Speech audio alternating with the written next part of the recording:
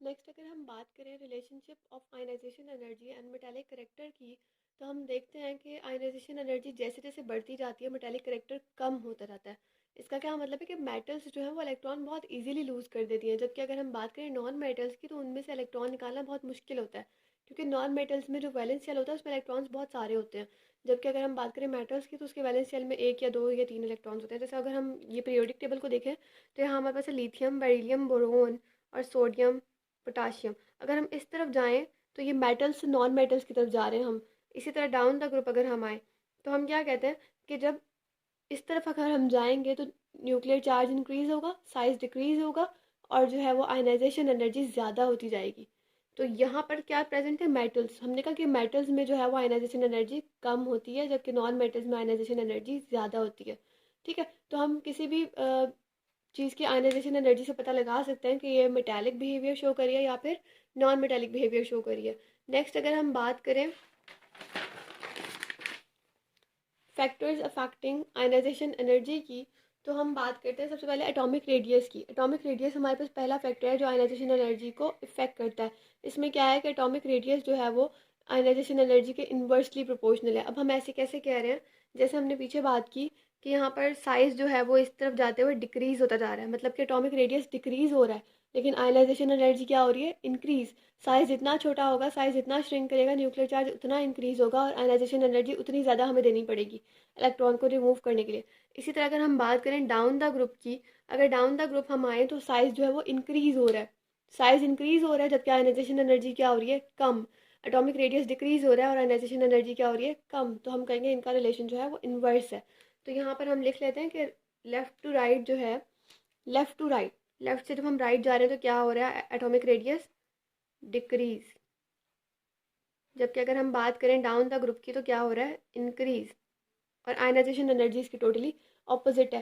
Radius जितना कम होता जाएगा, एटॉमिक रेडियस जितना कम होता जाएगा, आयनाइजेशन एनर्जी उतनी ज़्यादा होती जाएगी। ठीक है? उसके बाद न्यूक्लियर चार्ज की अगर हम बात करें, जब भी हम न्यूक्लियर चार्ज की बात करते हैं तो हमें याद रखना चाहिए कि हम इफेक्टिव न्यूक्लियर चार्ज की बात कर रहे हैं, सिर्फ न्यूक्लियर चार्ज की नहीं। तो इनका डायरेक्ट रिलेशन है।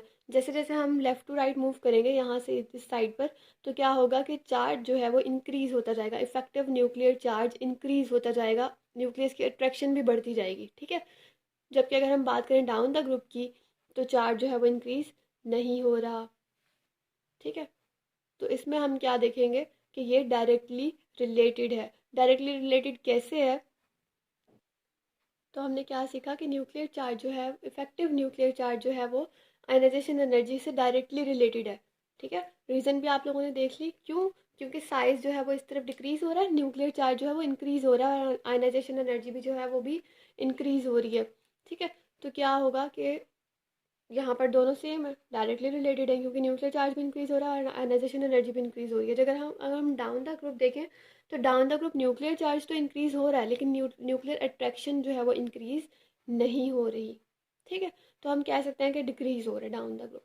तो हम जो है कहेंगे कि डायरेक्टली रिलेटेड है, क्योंकि नीचे नीचे आए तो आयनाइजेशन एनर्जी भी कम हो रही है और न्यूक्लियर चार्ज भी कम हो रहा है, इफेक्टिव न्यूक्लियर चार्ज। और साइड पर जा रहे हैं लेफ्ट टू राइट तो फिर चार्ज भी इंक्रीज हो रहा है और आयनाइजेशन एनर्जी भी इंक्रीज हो रही है। तो हम क्या कहेंगे कि लेफ्ट टू राइट जो है वो इफेक्टिव न्यूक्लियर चार्ज इंक्रीजेज। ठीक है? जबकि अगर हम इसको देखें तो यहाँ पर न्यूक्लियर चार्ज इंक्रीज हो रहा है, लेकिन यहाँ पर न्यूक्लियर अट्रैक्शन इंक्रीज नहीं हो रही, तो हम कह सकते हैं कि डिक्रीज हो रही है। ठीक है? उसके बाद अगर हम बात करें शील्डिंग इफेक्ट की, तो शील्डिंग इफेक्ट क्या होता है कि इलेक्ट्रॉन्स के ऊपर न्यूक्लियस का कम से कम अट्रैक्शन या कम से कम इफेक्ट। ठीक है? उसको हम कहते हैं शील्डिंग इफेक्ट। तो शील्डिंग इफेक्ट की अगर हम बात करें तो जैसे जैसे हम लेफ्ट टू राइट मूव करेंगे तो क्या होगा, साइज छोटा होता जाएगा और न्यूक्लियस की अट्रैक्शन जो है वो इंक्रीज होगी। ठीक है? तो शील्डिंग इफेक्ट क्या होगा, डिक्रीज। ठीक है? तो यहाँ पर हम लिखते हैं, लेकिन हम मोस्टली इसको नेग्लिजिबल कंसिडर करते हैं। क्यों? क्योंकि साइज जो है वो ऑलमोस्ट सेम ही होता है, रो है ना।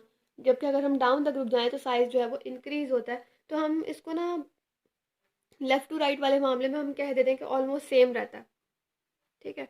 तो हम इसमें जो मोस्टली कंसीडर करते हैं ना वो डाउन द ग्रुप वाला जो है फैक्टर करते हैं कंसीडर। तो डाउन द ग्रुप वाले फैक्टर में हमारे पास क्या है कि जो शील्डिंग इफेक्ट है वो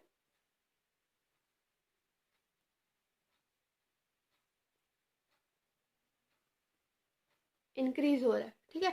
तो जब शील्डिंग इफेक्ट इंक्रीज हो रहा है नीचे की तरफ, लेकिन हम अगर हम आयनाइजेशन एनर्जी की बात करें तो साइज इंक्रीज हो रहा है, उसकी वजह से इलेक्ट्रॉन को विड्रॉ कराना भी ईजी है, तो आयनाइजेशन एनर्जी जो है वो कम है, तो इसलिए हमने इनको कहा कि इन्वर्सली रिलेटेड है। नेक्स्ट अगर हम बात करें नेचर ऑफ ऑर्बिटल की, तो एस ऑर्बिटल की शेप जो होती है वो होती है स्फेरिकल, और स्फेरिकल शेप में न्यूक्लियस की अट्रैक्शन बहुत ज़्यादा होती है इलेक्ट्रॉन पे, और उसमें से इलेक्ट्रॉन को विड्रॉ कराना बहुत डिफिकल्ट होता है। जबकि अगर हम बात करें पी ऑर्बिटल की, तो पी ऑर्बिटल में डम शेप होती है और इलेक्ट्रॉन को विड्रॉ कराना ईजियर देन एस होता है। अगर हम बात करें डी की, तो ये डबल डम्बल शेप होती है। डबल डम्बल शेप में तो इस इन दोनों से ज़्यादा आसान है इलेक्ट्रॉन को निकालना, और सबसे ज़्यादा ईजी है एफ में से। ठीक है, तो एफ वाला ऑर्बिटल जो है वो सबसे कम इसकी आयनाइजेशन एनर्जी होगी, और सबसे ज़्यादा आयनाइजेशन एनर्जी होगी एस की। ठीक हो गया, ये हमारे पास हो गए फैक्टर्स जो इफेक्ट कर रहे हैं। Next coming towards the trend of periodic table, period में क्या ट्रेंड होता है लेफ्ट से राइट अगर हम देखें, हमने भी पढ़ा कि लेफ्ट से राइट जो है वो साइज डिक्रीज हो रहा है, तो आयनाइजेशन एनर्जी इंक्रीज हो रही है। आयनाइजेशन एनर्जी इंक्रीज होने के क्या क्या जो है वो फैक्टर्स हो सकते हैं, या क्या क्या रीजंस है कि लेफ्ट टू राइट जो है वो न्यूक्लियर चार्ज इंक्रीज हो रहा होता है, न्यूक्लियर की अट्रैक्शन भी इंक्रीज हो रही होती है न्यूक्लियस की, और डिक्रीज इन एटॉमिक रेडियस जो है वो कम हो रहा होता है। जबकि अगर हम बात करें डाउन द ग्रुप की, तो डाउन द ग्रुप में क्या होती है आयनाइजेशन एनर्जी डिक्रीज, जिसकी सबसे बड़ी वजह जो है वो है कि एटॉमिक रेडियस जो है वो इंक्रीज हो रहा होता है, और शील्डिंग इफेक्ट भी इंक्रीज हो रहा होता है, न्यूक्लियस की इलेक्ट्रॉन्स पर उतनी ज़्यादा अट्रैक्शन नहीं होती। ठीक है, और क्या होता है नंबर ऑफ शेल्स भी इंक्रीज हो रहे होते हैं, तभी तो एटॉमिक रेडियस इंक्रीज हो रहा है। और decrease in nuclear attraction, nuclear की अट्रैक्शन जो है वो इतनी ज़्यादा नहीं होती। ठीक है, तो ये था हमारा टॉपिक जिसमें हमने डिस्कस किया आयनाइजेशन एनर्जी को, उसके टाइप्स को, उसके फैक्टर्स को, और उसके ट्रेंड को पीरियोडिक टेबल में। होप सो आपको समझ आई होगी। Thank you.